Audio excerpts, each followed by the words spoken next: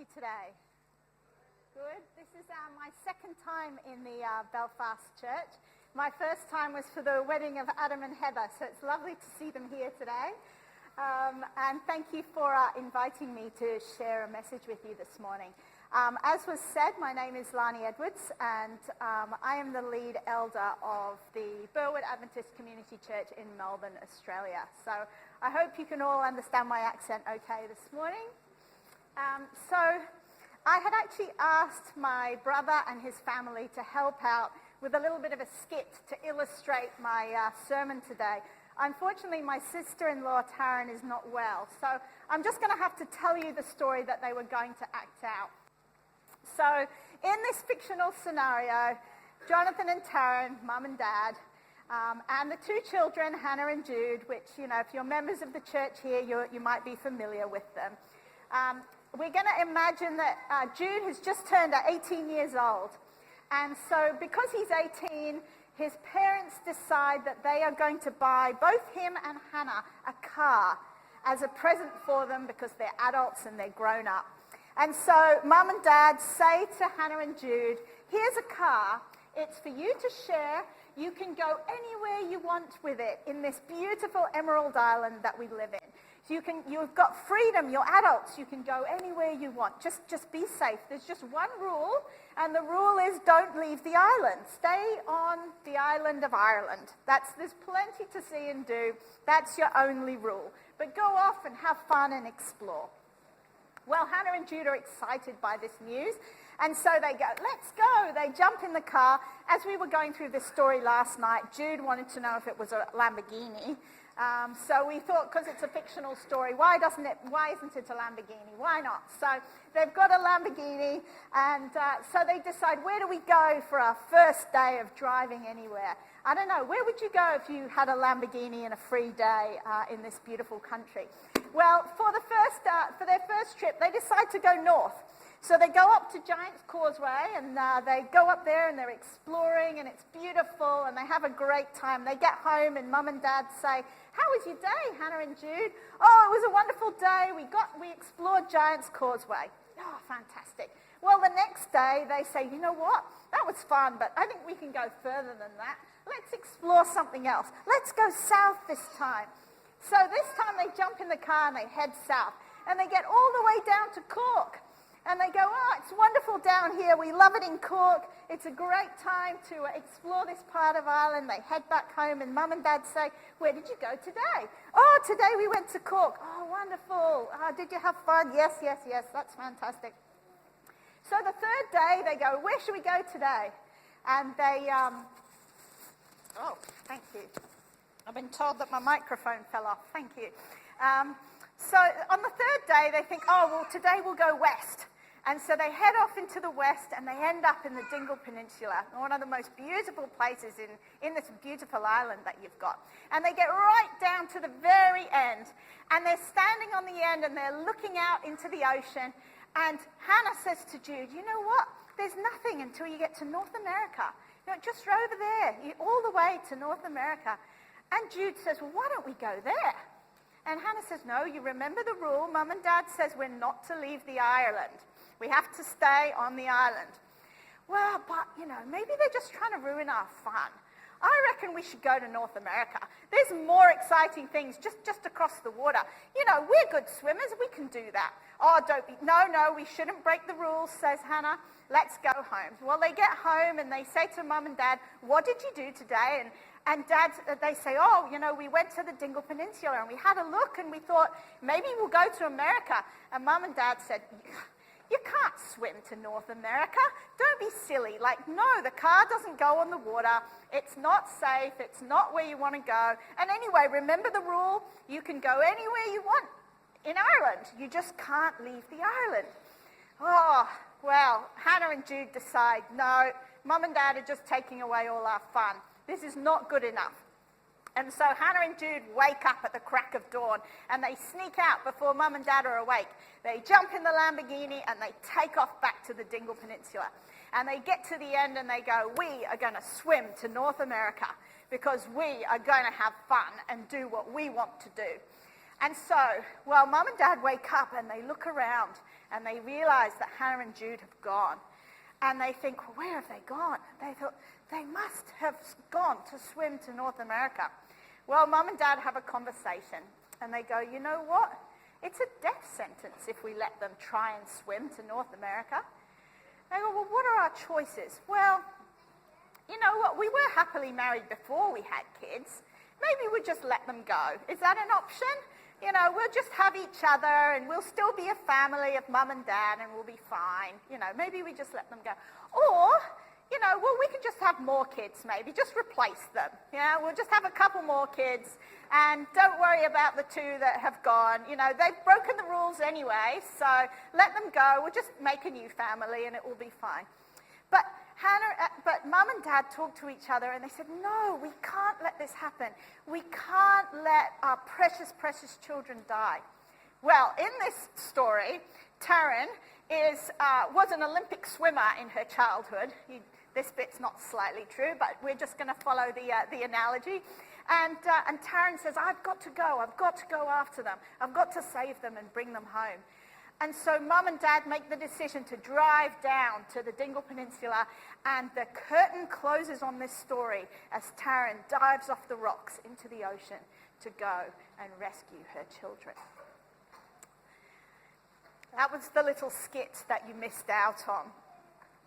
Now, I had entitled my message, Don't Drop the Baby, because whether you believe in Christmas or not, you will have been inundated in the last week of the idea of Christmas. And as Christians, we absolutely believe in the birth of Jesus.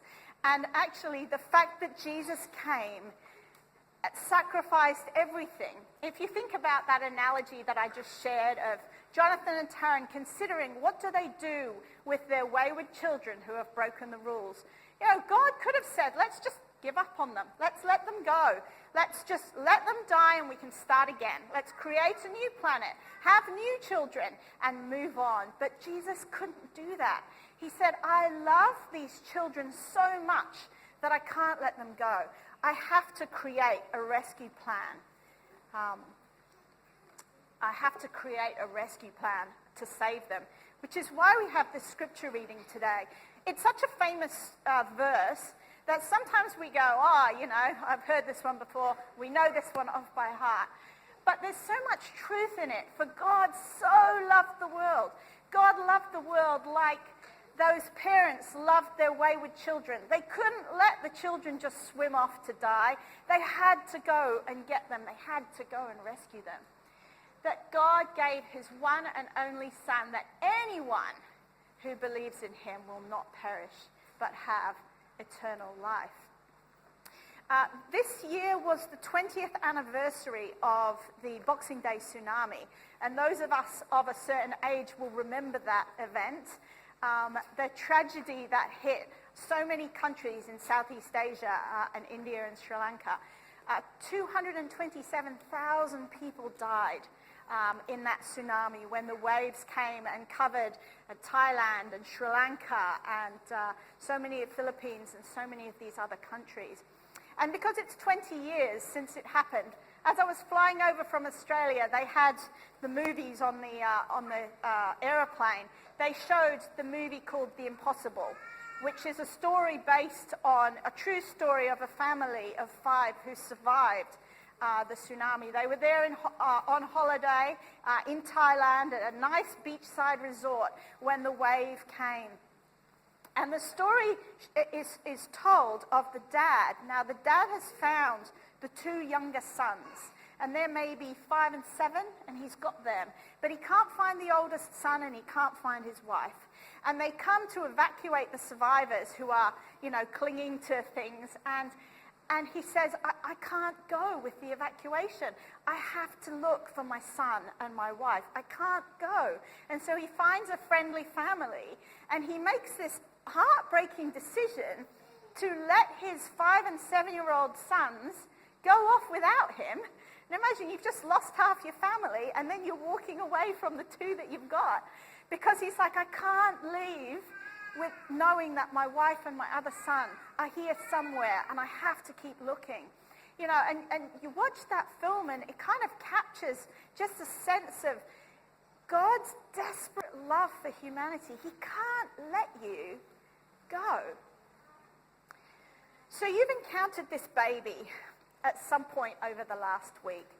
And I want to challenge you as you think about 2025, what do you do with this baby Jesus that has come to the earth? I'm going to look quite quickly at 4 different possible reactions to what we do when we encounter this baby. And the first example here is the character of Herod. Now we find Herod in Matthew chapter 2.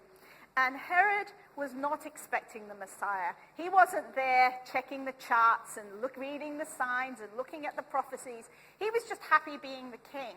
His response, though, when he hears about the Messiah, if you remember the story when the wise men come and they say, "We've followed the star, we've come here, tell us, where is the baby?" He responds with fury, jealousy, and ultimately murder. It's one of the saddest parts of the Christmas story, that Herod is so angry with the idea of this baby that he goes and kills all these others. And so, in the words of our analogy here, Herod is someone who definitely dropped the baby. And I think sometimes there are people in the world who react this way to Jesus. When they hear the good news about Jesus, they don't react with joy. They react with anger, with fury, with jealousy, and with murderous hearts. And we've seen that through the millennia as Christians have been killed for standing up for God and sharing their faith.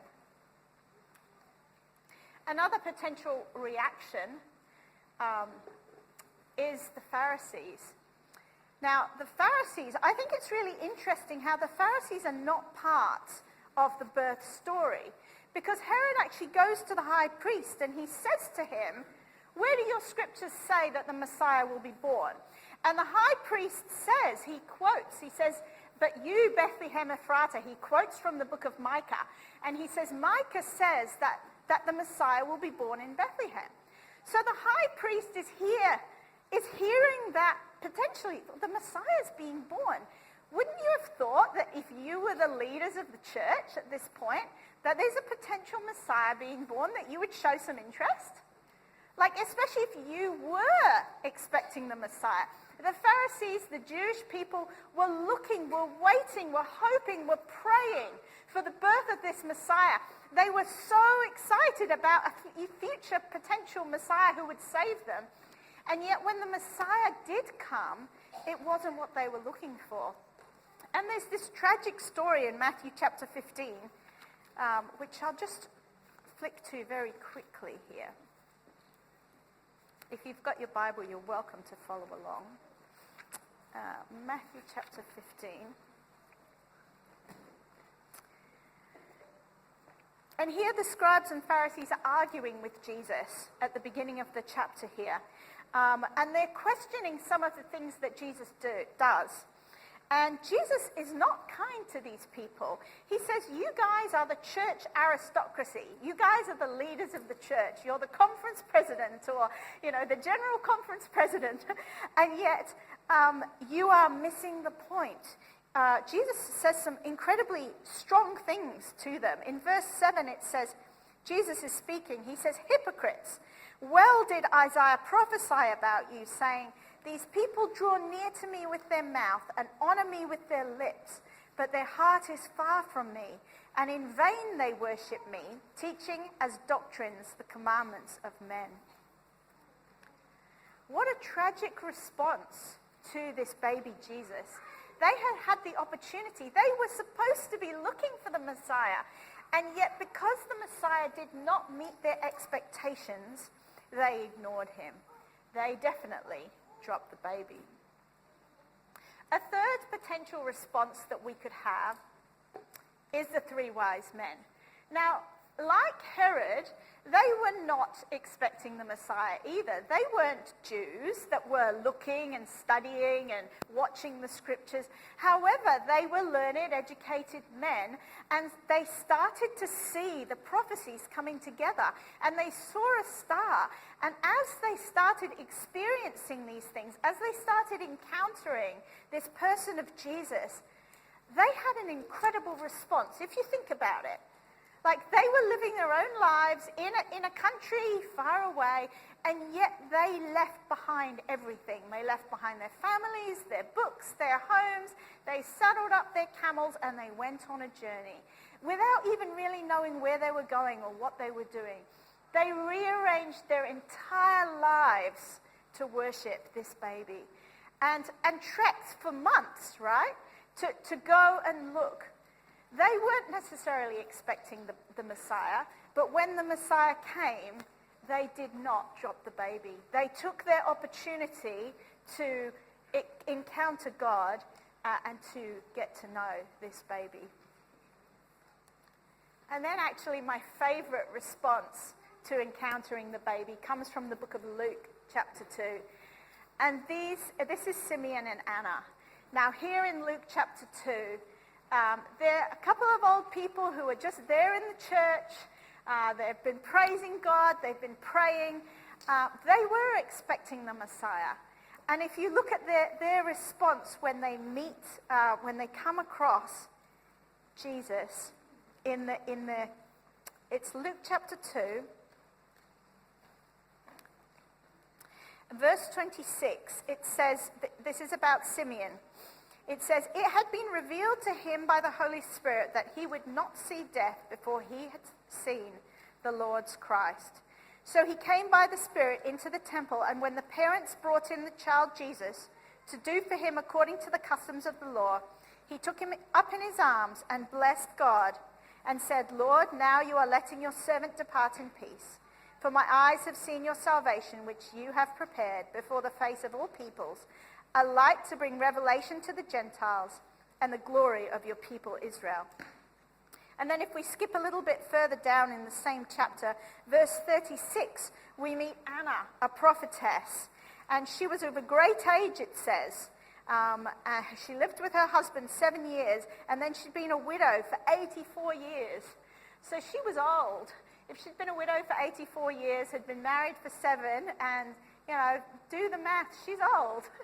But look at her response when she meets Jesus. It says, just finding the verse here, verse 38, and coming in that instant, she gave thanks to the Lord and spoke of him to all those who looked for redemption in Jerusalem. So they praised, they worshipped, they rejoiced, and they shared. They couldn't just keep this good news to themselves. They had to tell others. They were so excited about the opportunity that they had to share the good news of the Messiah. They did not drop the baby. I think most of you will know that Jonathan Edwards here is my brother, and he's my baby brother. He was born 2 years and 1 month after me. In fact, here you'll see on the left-hand side, this was the photo of Jonathan coming home from the hospital after he was born. You can see my dad had written that sign there, welcome home, Jonathan and Mum. And that was little baby Lani, aged 2 years and 1 month, holding my little baby brother on his first day home from the hospital. Now, I don't know, though, do we have any 2-year-olds here? Are there any 2-year-olds at church? If you're familiar with a 2-year-old, they can walk. I could walk. But, you're maybe not quite as steady on your feet. They're called toddlers for a reason, right? They toddle around and they're maybe a bit unsteady. Well, I was so excited that I had a live doll, or brother, to play with in my home. And so I desperately wanted to help Mum with everything. If Mum needed anything, I'd run over and say, I'll help with this, I'll go and get this, I'll go and get that. I was so excited about my baby brother.